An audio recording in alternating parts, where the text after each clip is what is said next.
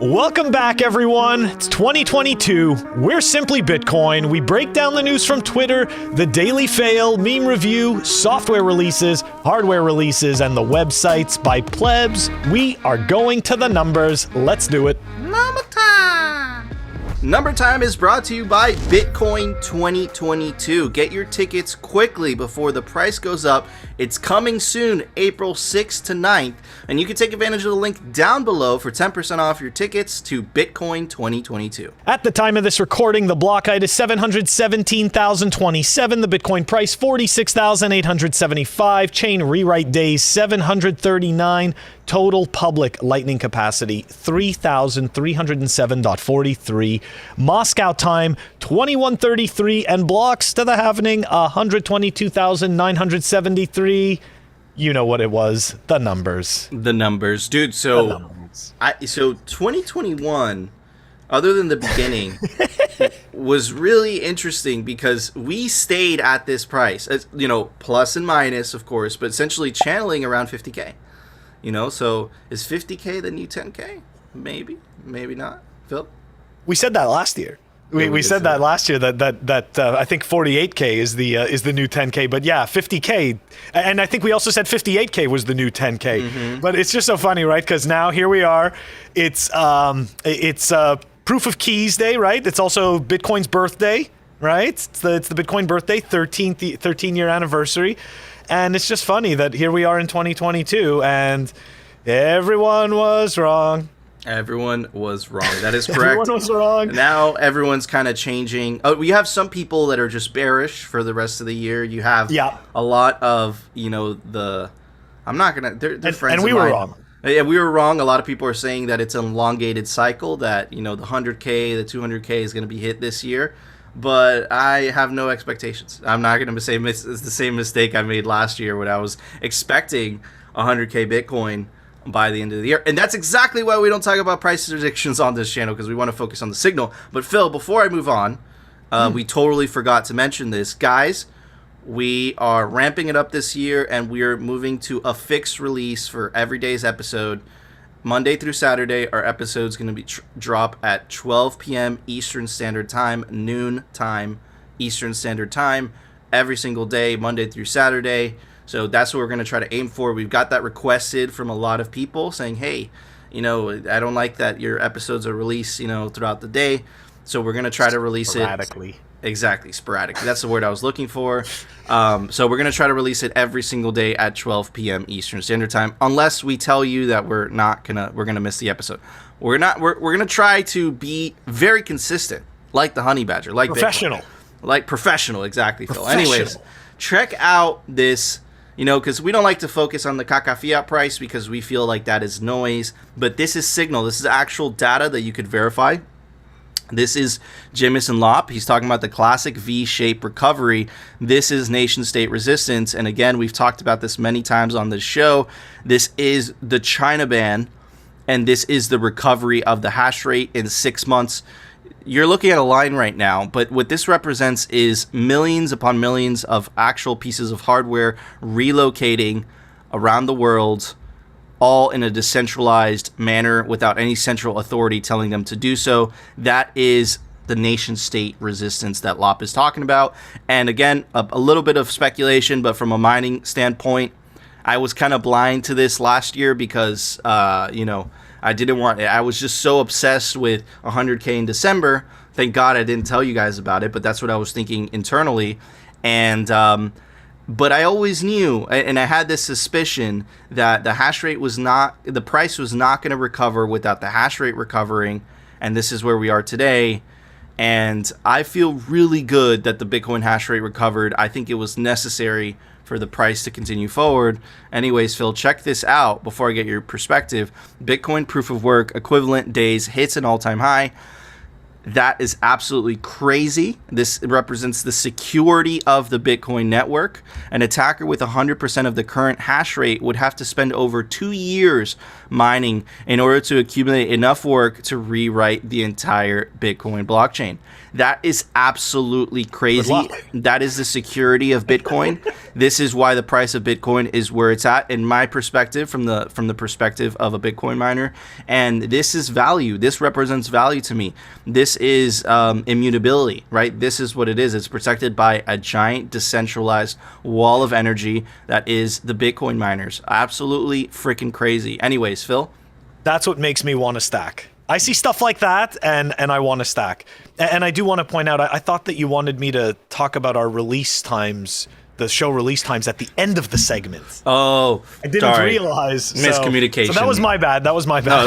It was for the end. I should have been more specific. I apologize. But no, not at all. But look, you know, the Jameson Lop tweet, right? That right there, it's what I said before. You know, it's like I know that we have these numbers, right? We have these caca numbers in the back of our heads that we really want to see. And then, you know, we get all disappointed and stuff like that. But again, if we zoom out, look at the signal, this is the signal. The signal is the amount of people investing in the Bitcoin network and the Bitcoin network security, right?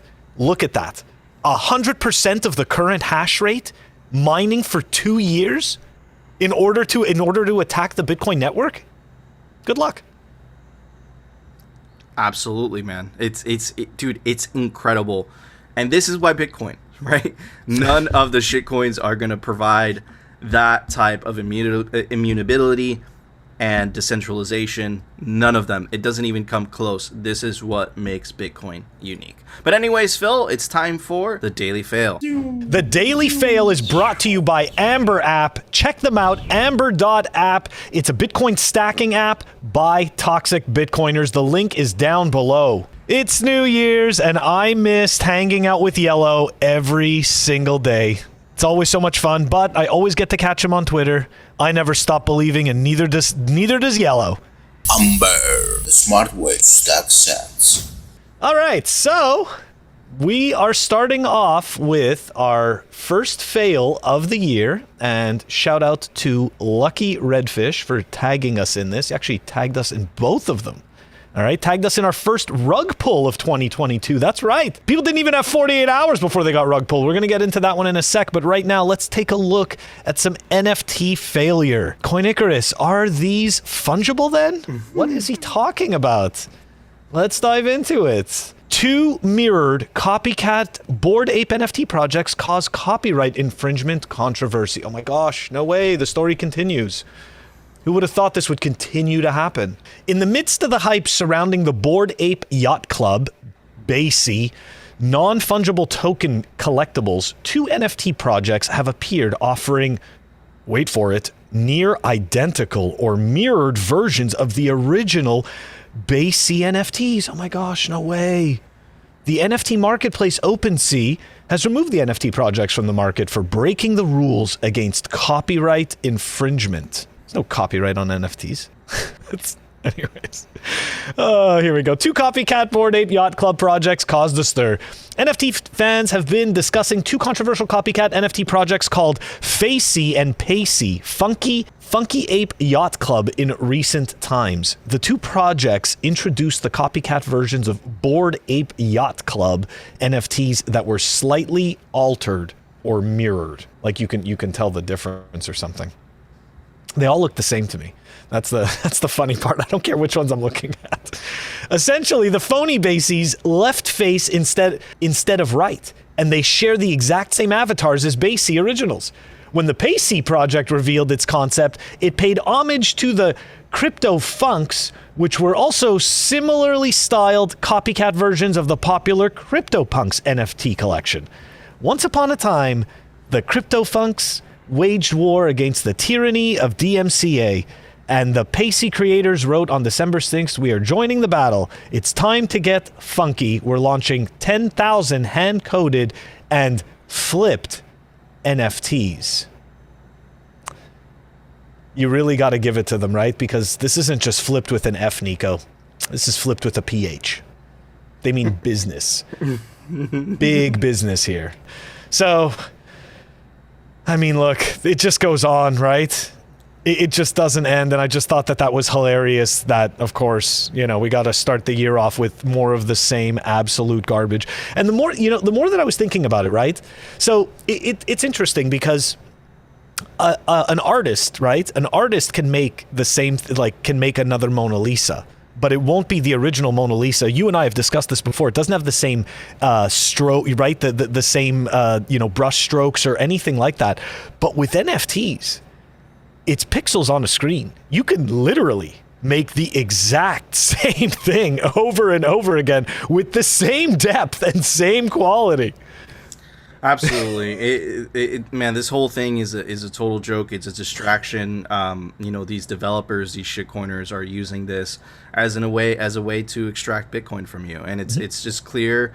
And I think I've said this in previous shows where, just because you own the hash of this NFT of that specific image doesn't mean that you are copyright protected, right? And essentially, so I've talked about this before, but Getty Images is essentially this giant library where all these giant publications get their stock images from, like politicians, sports stars, etc. And if you notice that what they do, they actually put a watermark in all their images. And if you look at NFTs, there is no watermark. And the reason they put a watermark there is so that you can't just take a screenshot of it, and also it's legally protected because they legally actually own the rights in MeetSpace through the legal system. That isn't the case with NFTs. So NFTs, you can make a copy of that NFT, you could sell it, and you're not protected by anything, So you're just gonna have a bunch of people saying you can't do that, and it's like, yeah, I can. You just own the hash. You own a bunch of numbers, but it doesn't necessarily mean you actually own the image. That's exactly right. That is exactly right. Okay, let's move on to the next one. This story has some more legs to it. A little deeper, a good way to start off the year, right? We've got a RugPull 2022. Here we go. Again, brought to us by Lucky Redfish. Thanks for tagging us. So here we go, right? January 1st, 2022. What do we got? Airdrop Mania sees latest airdrop RugPull on buyers through smart contract. And the token is Year. Very clever. Here we go. Yeah, this is actually this is pitiful. Okay. Airdrop Mania sees latest airdrop rug pull on buyers through smart contract exploits. Investors in a new token became victims of a rug pull. No way. Who would have thought?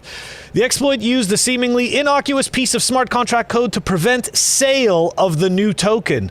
That's right. While they drain the pool, you can't sell your shitcoin. Anyways, here we go. Let's dive into it. Investors in a new cryptocurrency called Year were the subject of a honeypot scam, as tweeted by @cat5749. Essentially, a token creator used a website called EtherWrapped that connected to a MetaMask wallet. The individual or group of individuals allotted Year token rewards to users based on their ETH transactions throughout the previous year. Nico, I want you to think about this. Okay, a random token was given to you, a worthless token was given to you because of how many ETH transactions you did throughout the year. How is that bringing any value to anyone? Why should this be money? It's the dumbest shit ever. Anyways, okay, let's keep going. Everything on Ethereum is garbage. I'm sorry. Everything on Ethereum is handled via smart contracts, which run on the Ethereum virtual machine. Smart contracts can be freely viewed using Etherscan. To create a new token, an entity must create a new smart contract in a decentralized application language called Solidity and deploy it to the Ethereum virtual machine. Initially, when the smart contract is uploaded, it is an unverified contract. Okay. You see how that just sounded totally amazing, right? It sounds like it's this big process that it does. It has to get checked. It's coded in Solidity. Or we can go right to this website, okay, and generate an ERC token. And look, even offers pricing, okay? So we got this website in the show notes. You can go generate your own shitcoin and boom. Let's go back to this, right? The entity must create a new smart contract in Solidity, deploy it to Ethereum, or, you just go make your own shitcoin. Anyways, let's continue. Hidden in plain sight. A newer exploit is for malicious entities to create seemingly benign smart contracts with traps hidden in plain sight. These are impervious to code inspections, as there are often no obvious signs that the smart contract owner wishes to engage in malicious activity. In the case of the year token and smart contract, a Twitter user named Cat5749 that we mentioned before and others examined that smart contract for apparent traps in the code. They couldn't find anything that looked suspicious. They came across a function called _burn mechanism, which would fail if contact was attempted with the contract owner. This didn't raise any obvious red flags, but would prove instrumental in diagnosing how the attack happened. Revoking ownership to crash a new coin. The owner revoked ownership of the contract and made its new owner the decentralized exchange, Uniswap. This meant that only purchases could be made from Uniswap version 2, but nothing could be sold to Uniswap. The smart contract owner would then become the only seller. Yeah, this is where you get dumped on. Causing the price of the year token to increase. As users saw the price increasing, FOMO made them want to buy. When a new token is created, the creator must develop a way for users to buy and sell the token. This sometimes means that the creator will place a valuable token such as ETH, not valuable, and their new token in a trading pool. Buyers of the new token will need to supply the valuable token to get the new token. That's right. You exchange, in this case, your bigger pumped shitcoin for your not pumped total garbage shitcoin, right? There's different levels in the trash can, right? There's like all the way at the bottom, the dumpster juice. So that's essentially what you're doing, right? You're trading the bags of garbage for the dumpster juice. If we try to give it a proper scale. What can happen is that the creator can pull out his original valuable token plus the new token. Due to the way automated market makers work, this will remove more of the valuable token than the worthless token. The creator then pulled out liquidity from Uniswap, including over 30 ETH, and caused the new token to crash, leaving some very disgruntled investors. Happy New Year! You just got scammed. Hey, there you go. Dude, isn't that a nice way to start off the year? But just think about it, right? Nico, like if I told you, Nico, the more Bitcoin transactions you do, I'm going to pay you in Phil's shitcoin. Why would that even make sense? Why would I pay you for this? I mean, like let's be honest, right? Like anybody who is taking this knows for a fact that they are scamming, that they're getting something for nothing, and they're hoping that they can dump their bag before the scam occurs. Even though they don't realize that them going through that process is part of the scam. This whole thing is just, it's freaking crazy. It's ludicrous. It's stupid. Again, it goes to show you're putting a tremendous amount of trust into the devs that write the smart contract. And time again happens over and over again that DeFi really isn't DeFi. It proves to be CeFi because, again, you don't know what you're putting into that smart contract. Even the auditing companies, they say this is audited and they still get rug pulled, right? So the whole thing is just, it's a really good advertisement on why you should only Bitcoin. But anyways, Phil, it's time for the Daily Meme Review. The Daily Meme Review is brought to you by Citadel 21. They make the best Bitcoin cultural zine. It's comics, stories, articles by toxic Bitcoin plebs. And get your copy now because there's only 1,000 main. That means they're scarce. Anyways, get your print of Citadel 21 today. All right. Check out this meme by a friend of ours, friends of the show. He's been on the show, Dr. Jeff Ross. You do not fit in here. And this is the Overton window. I think that's what they're trying to say. Okay, we will make our own place as Bitcoin. Why are you excluding us? Fuck off. Oh, man. That's pretty good. That's hilarious. Shout out to Dr. Jeff Ross. Anyways, moving on to this one. This is by... Classic. Phil, how do you say that? I'm not French. Thibaut Maréchal. Oh, there we go. Ooh la la. Oui. Okay. Anyways, what shitcoins make you think crypto Bitcoin, the reality Bitcoin crypto? This is so true. This is a problem that I run into with noobs getting into space. Anyways, by the legendary Publord. Also a friend of the show. He definitely go check out his YouTube channel. What is it called, Phil? Toxic Happy Hour. There we go. This is my favorite Bitcoin conversations to have with normies. But Bitcoin isn't backed by anything. What is fiat backed by? Absolutely hilarious. Anyways, next one by Shadowy Super Ninja. Most of Twitter right now. Maybe you guys missed it if you're on Bitcoin Twitter. You saw the exodus that happened yesterday that got started by Joe Rogan and his legendary episode with Dr. Malone. Anyways, I'm not going to get into that. You guys know why. But a lot of people, that kind of forced a movement. And, it looks like a lot of Bitcoiners are going to get it right now. It's an alternative Twitter platform. They promise that they're not going to censor, but because it's a centralized platform, you're still trusting somebody else. Anyways, this is the birthday of Bitcoin. Is the 13th birthday. This is Mandrick. The Times, the legendary Mandrick. The Times, January 3rd, 2009, Chancellor on the brink of bailout for banks.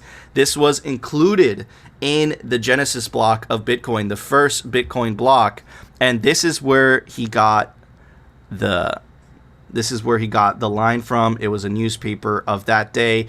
And I actually heard, Phil, I have some inside baseball, that Satoshi even waited a couple days or a couple weeks so that he could release it so that he would have that newspaper article to include in the Genesis block. I don't know if that's true or not, but that's a story that I heard from an OG Bitcoiner. And anyways, for that, I'm going to give it the medallion that Jennifer sent us. Phil, she sent you one too. I have it. It is a Satoshi medallion. This is instead of the dollar sign, this is what a Satoshi sign is supposed to be. But of course, none of the Bitcoiners have agreed on that. Anyways, Phil, what would you give that meme? Oh man, thank you so much. That's awesome. And I think the logo is pretty cool. Okay, I really like those memes. They were, definitely inspiring on a very inspiring day in history. And for that, I am going to give it my Blockstream Jade hardware wallet. Very nice. Very nice. Yeah. Started playing with it this weekend. Yeah, it has a camera on it, I heard. Yeah, it does. To scan the QR code, it could be part of the multi-sig. And it also has an app that you can pair it with, right? For your phone or your desktop. And that... Anyways, it's actually, you know what? I'm fairly impressed with it. I think the price point and everything, and no, we are not sponsored by Blockstream. I got it, and so far I love the user experience. Absolutely. I completely agree with that. It looks like an awesome hardware wallet. I love that they put a camera on it. It's good. More companies making more hardware wallets is good for all of us. That's right. As capitalism, you want that competition. But anyways, guys, we say some things on this show. We talk crap about central banks, so we might rub the wrong shoulders type of thing. So make sure to subscribe to us on alternative video platforms like rumble.com and our personal favorite, bitcointv.com. They don't censor there because it's Bitcoin TV. And of course, join our Telegram group linked below and link us some Bitcoin memes to review because it's a Bitcoin meme review and we need memes to review because it's a Bitcoin meme review. But anyways, Phil, it's time for the Daily News. The Daily News is brought to you by CryptoCloaks.com. They make the best 3D printed Bitcoin merch. Look, you can open the Honey Badger up, put your cold card in there. Or the 3D printed Bitcoin Art Grenade also opens up. You put your open dimes in there. Really cool stuff. A lot of other 3D printed Bitcoin merch. Anyways, you can take advantage of the link down below for 5% off CryptoCloaks.com. All right, guys, the continual downfall of central banks, and like a wounded animal, when pressed into a corner, that is when they're the most savage. This battle isn't over yet. It's just beginning. But anyways, check this out. This is how you know we are winning. This is how you know they are scared. Mexico's central bank will launch digital currency by 2024.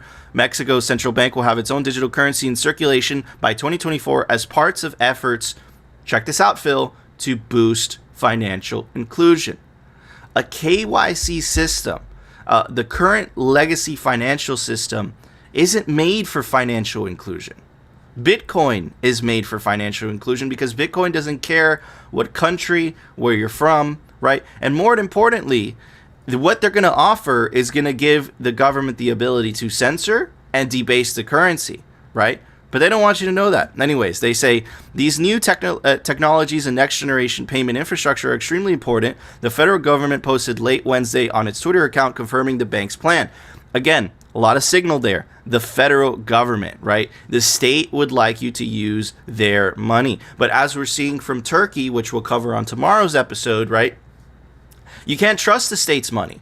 The government doesn't have the best intention for you at heart. What they want is to survive. They want to pay for the bureaucracy, and you are an expense in paying for that. And Bitcoin is essentially a peaceful revolution, a way to opt out. Now, why is Mexico's central bank doing this? Well, they're seeing the news from El Salvador. In fact, one of the richest men in Mexico actually just came out on a video, and I'll play the video in a second, but he's essentially calling fiat for what it is, a scam. Anyways, let's check out what he has to say.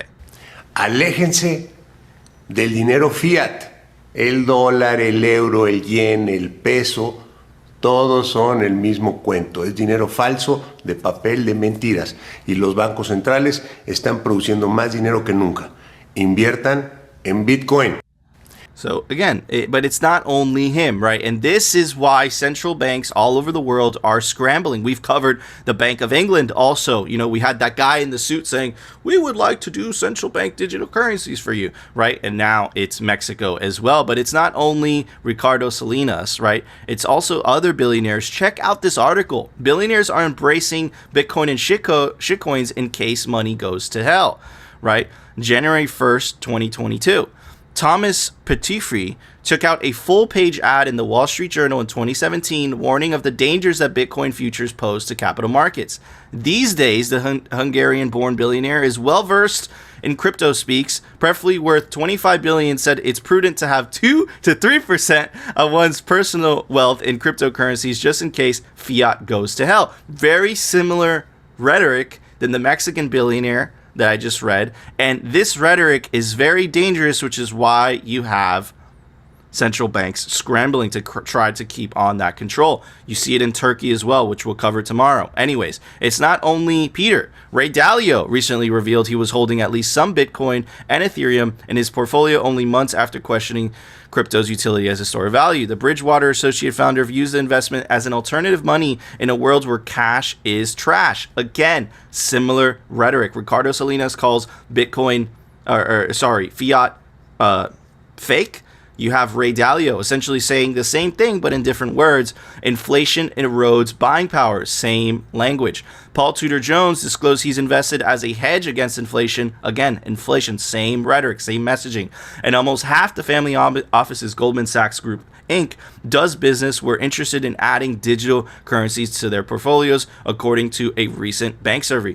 Goldman Sachs is one of the largest and prestigious investment banks in the United States, and they manage some of the wealthiest people in the U.S. And the fact that almost half of the family offices are essentially saying, hey, let's look into Bitcoin, really shows you that not only is Bitcoin going mainstream, it's also defeating central banks in the process because they don't have a way to argue. They're going to try to argue that inflation is necessary. All this BS, right? No, inflation is necessary for you guys to survive, to keep paying for the bureaucracies at the expense of your citizens, and people are starting to wake up to that. And I think that this year, inflation is going to be worse than last year because they cannot stop printing money without crashing the Ponzi scheme. Phil? Okay, so they can do, the governments can do two things, right? They can get you to, give them money like they do with taxes, okay? Or they can steal it, through inflation. But taxation is theft as well. So they have the best of both worlds. They get to steal it through taxes and they get to steal it through inflation. Now, Thomas Petterfi, I can't pronounce his name. That guy is the founder and CEO of Interactive Brokers. Okay, like this is not a fool. Okay, like that, and he's definitely I'm pretty sure he's a baby boomer. Okay, so and he was somebody that capitalized on on trading a long time ago. He was one of those people that was ahead of the curve. Anyways, they are scrambling, right? And the truth is that the best thing that governments can do, right, is learn to provide value. That's the best thing that they can do. And the banks, it's the same thing with the banks, right? Like the banks obviously want CBDCs as well. So everybody that currently capitalizes and earns off of all of this printed money right now, they're all incentivized to stay with it. But the people that truly want to add value in the system are going to be like, you know what? We don't need this. We're going to start to add value and we're going to start to partake in Bitcoin. Absolutely. And, you know, it's crazy to live through something like this. And I suspect that in the beginning, it's going to be slow, but then it's just there's going to be a gate unleashed of just people flying into Bitcoin. And unfortunately, shitcoins, you know, I don't think they're going to find the sovereignty in those shitcoins like they will with Bitcoin, but you know, everyone has to learn, and I feel like shitcoins is part of the process. But yeah, man, there's going to be a flood. I definitely believe that there's going to be a bank run caused by Bitcoin, but let's see, who knows. Anyway, speaking of billionaires buying Bitcoin, here's the Chad Sailor buying all the Bitcoin and leaving us with nothing. MicroStrategy has purchased no, we covered this, but we didn't release that episode because the production sucked because I was traveling. But MicroStrategy has purchase an additional 1,914 Bitcoins for $94 million. As of 12/29/21, we hodl 124,000 Bitcoins acquired for $3.75 billion at an average price of $30,000. So the Chad Sailor keeps doubling down. He's putting his name, his future, everything. He's doing very similar to what plebs are doing, but he just has a lot more capital than us. So, you know, this is determination. Anyways, but I want to warn you, okay? And I'll get to what I'm warning you about. Why, yes, on paper, they own 124,000 Bitcoin, but do they really own it, right? And anyways, I'm going to tie this in with what I'm talking about right now. Nayib Bukele, this is his prediction, is an awesome tweet, right? The president of a country is predicting that Bitcoin's going to hit a certain price. Anyways, two more. This is absolutely, I think this is more massive than the 100K. Two more countries will adopt it as legal tender. Will become a major electoral issue in U.S. elections this year. We have been calling that for a very long time on Simply Bitcoin. Bitcoin City will commence construction. Volcano bonds will be oversubscribed. And again, guys, get your tickets. The Bitcoin conference. Take advantage of the link down below for 10% off. Huge surprise at the Bitcoin conference. He's going to make another announcement. What he did last year in Bitcoin 2021 is he announced that Bitcoin was going to become legal tender in El Salvador. Absolutely crazy. But anyways, before you get too excited, okay, Michael Saylor and Nayib Bukele don't own Bitcoin. They don't own, or El Salvador doesn't own Bitcoin. MicroStrategy doesn't own Bitcoin. Why do they not own Bitcoin? Because they don't take self-custody of that Bitcoin. And if you think I'm kidding, right, here is a tweet by the legendary Matt Odell. It says, Dear President Bukele, it is true that a major based U.S. company is holding El Salvador's Bitcoin, right? And then he followed up that tweet. That tweet was from December 5th, 2021. We know that in MicroStrategy's case, we know for a fact that it's not held by MicroStrategy, even though Square provided an open source solution on how to self-custody Bitcoin, how companies can self-custody Bitcoin. MicroStrategy still has not taken that step. But anyways, I don't think it's so dangerous for a U.S. company, because at the end of the day, they're still a company. But for a sovereign country, I think it's a whole thing altogether. And the reason for that, and I'll get to the reason in a second, but let's look at the actual proof, right? Here is Aposh. She's an awesome Bitcoin researcher. The keys to the 1,300 Bitcoin held by El Salvador are with a U.S. company, BitGo. International organizations and the U.S. government could force Bitcoin to cut off El Salvador's access to its custodial cold storage. Who has the keys to the funds? Salvadorans using the Chivo wallet. And if you think that's too much of a conspiracy theory, it's already happened. UK government backs Guaido in Venezuela gold dispute. Release of nearly 2 billion Venezuelan gold held by Bank of England hinges, here's the key word, who London recognizes as the country's leader. We already have the rhetoric from the media, the mainstream media. We already have the rhetoric from the State Department. They tried to do some fishy things in El Salvador. Who goes to say that in a couple years, when Bitcoin starts to become a threat to the global reserve currency, they can't just do exactly or what the UK did to Venezuela, right? Juan Guaido is essentially this president that the US and the UK determined, but the one that actually has power is Nicolas Maduro. Not that I agree with any of them, but that's the actual situation. And the UK is essentially saying, even though you have power, because we have custody of that gold, we get to decide what you can and what you cannot do with your money, right? So El Salvador finds itself in a very similar situation. Because they're not self-custodying Bitcoin, they're not taking advantage of one of the best innovations of Bitcoin, which is the ability to self-custody a large sum of wealth. And if you do it properly, in my opinion, it's much safer than storing your money in a bank, right? And they're not taking advantage of that. And essentially, they're taking a huge risk by trusting a U.S. institution, and the U.S. federal government has the most to lose if Bitcoin becomes a global reserve currency. And El Salvador is still trusting a U.S. company, and they're not holding their own keys. And we also know that Sailor and MicroStrategy, they're not holding their own keys. So do El Salvador and MicroStrategy really own that Bitcoin? On paper, they have a claim to it, but you don't own your own Bitcoin until you have self-custody and you're the only individual to own those keys and to know those keys. So very, very alarming stuff. I know Bitcoiners have been making a ruckus about on Twitter. So hopefully, Nayib Bukele at least starts to notice. I'm not so concerned about MicroStrategy because they are a company, dude, at the end of the day. So if a government wants to get, but another thing is a sovereign country, right? And, for making Bitcoin legal tender, El Salvador is still relying on the U.S. They're still relying on the U.S. or the U.S. government to at least, play by the rules. But it's like, why are you going to give someone else that amount of trust if it's not necessary? Phil? Didn't the U.S. government at some point refuse to give the gold back to England at some point in history? I feel like I could be wrong about the country, but I do know that did happen.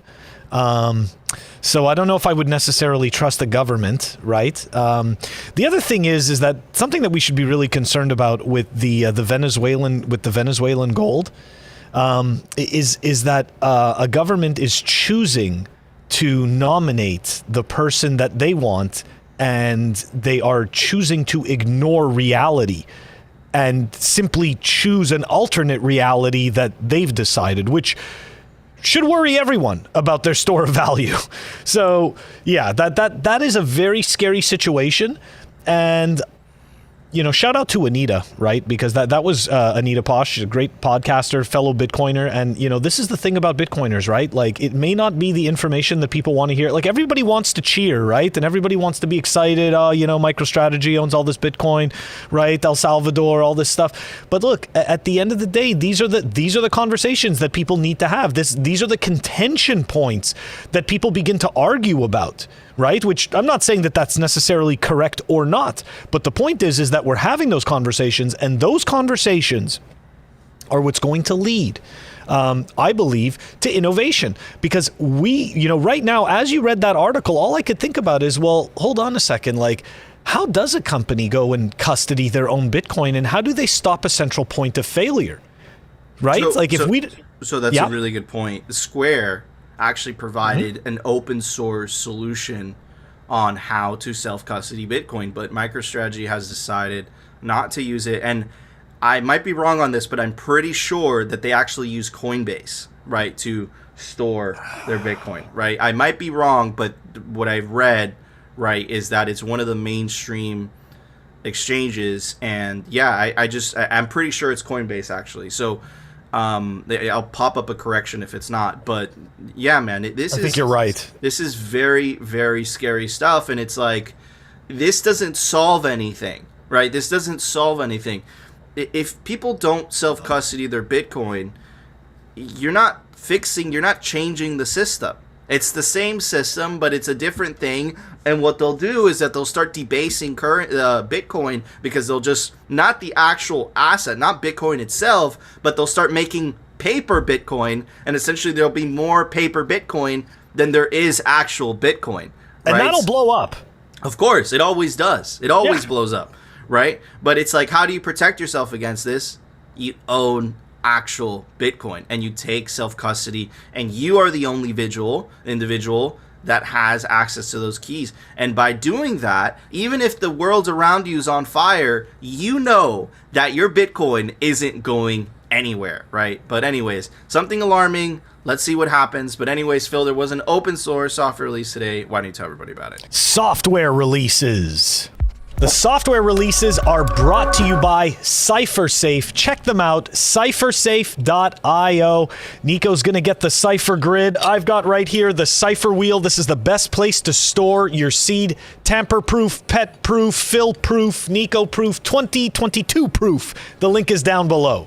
We've got Mercury Wallet version 0.5.3 that was released. It's down below. Guys, don't forget, Monday through Saturday, you can check out our audio-only episodes. We are on Apple Podcasts, we are on Spotify, we're on Pocket Casts, we're on Anchor, and 3 other platforms I can't remember.